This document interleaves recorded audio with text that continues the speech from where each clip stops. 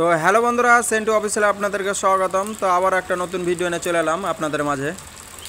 তো দেখতে পেয়েছেন আমার টোচন কিং আর এই যে সুরাজ 744 ট্রাক্টর ফেঁসে গেছে। তো এনাকে উঠানোর জন্য এলাম। তো প্রায় 3 ঘন্টা ধরে খেটে বসে আছে, মানে উঠছে না, সামনের দিকে উঠে না, প্রায় পেছন দিকে যাচ্ছে না, মানে লোটার ঠেকে গেছে। তো সামনের দিকে উঠার ট্রাই করছি, দেখা যাক গাড়িটি উঠতেছে কি না উঠতেছে। অবশ্যই কমেন্টে জানাবেন সামনের দিকে ট্রাক্টর উঠবে কি না উঠবে। তো একবার চেষ্টা করে দেখা যাক গাড়িটি উঠতেছে কি না উঠতেছে। তো গাড়িটি এমন প্রবলেম ভাই যে যদি একবার স্টার্ট বন্ধ হয়ে যায় তাহলে আর স্টার্ট মানে করা হবে না, কারণ সেলফ ডাউন হয়ে গেছে।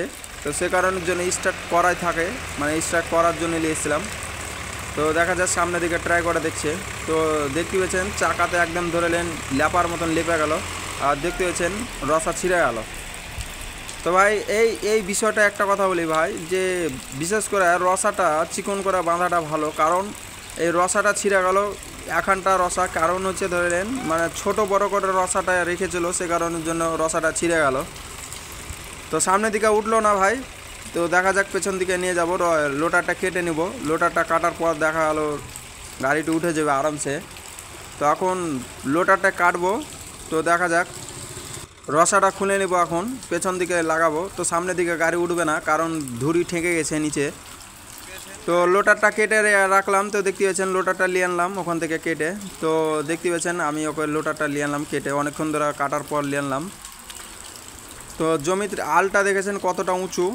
তো সামনের দিকে আর পেছন দিকে গাড়িটি উঠে যাবে, সামনের দিকে আর উঠবে না, কারণ সামনের দিকে ধুরি ঠেকে গেছে।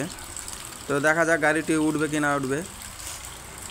তো এই দেখেন মানে বিশেষ করে লোটারে ধরেছিল, সে কারণের জন্য গাড়িটি ফেঁসে গেছিলো।